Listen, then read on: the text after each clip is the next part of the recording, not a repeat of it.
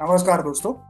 इस ट्यूटोरियल में हम लोग ये सीखने वाले हैं कि किसी HTML पेज के अंदर CSS का यूज करके टेक्स्ट को अपर केस, लोअर केस और कैपिटलाइज कैसे करना है।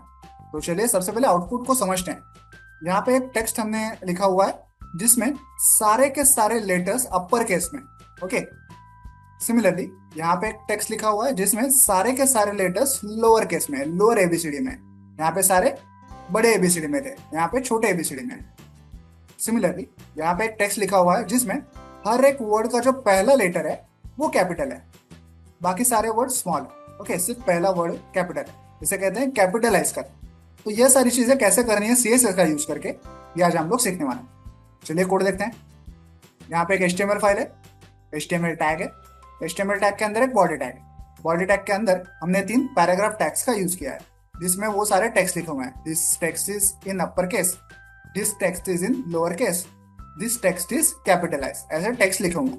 तो सबसे पहले वाले टेक्स्ट को अपर केस कैसे करना है, देखिए पैराग्राफ टैग के अंदर हम लोग CSS लिखेंगे इस प्रकार से। Style is equal to text transform, इस प्रॉपर्टी का हमें यूज करना है और उसकी वैल्यू लिखनी है अपर केस। तो ये सारा टेक्स्ट जो है वो अपर केस में कन्वर्ट हो जाएगा। सिमिलरली टेक्स्ट ट्रांसफॉर्म वैल्यू लिखनी है लोअर केस, तो सारा टेक्स्ट जो है वो लोअर केस में कन्वर्ट हो जाएगा। सिमिलरली टेक्स्ट ट्रांसफॉर्म कैपिटलाइज, तो हर एक वर्ड का जो पहला लेटर है वो कैपिटल हो जाएगा, बाकी सारे लेटर स्मॉल रहेंगे। तो इस प्रकार से आप किसी HTML फाइल के अंदर CSS का यूज करके टेक्स्ट को अपर केस, लोअर केस और कैपिटलाइज कर सकते हैं।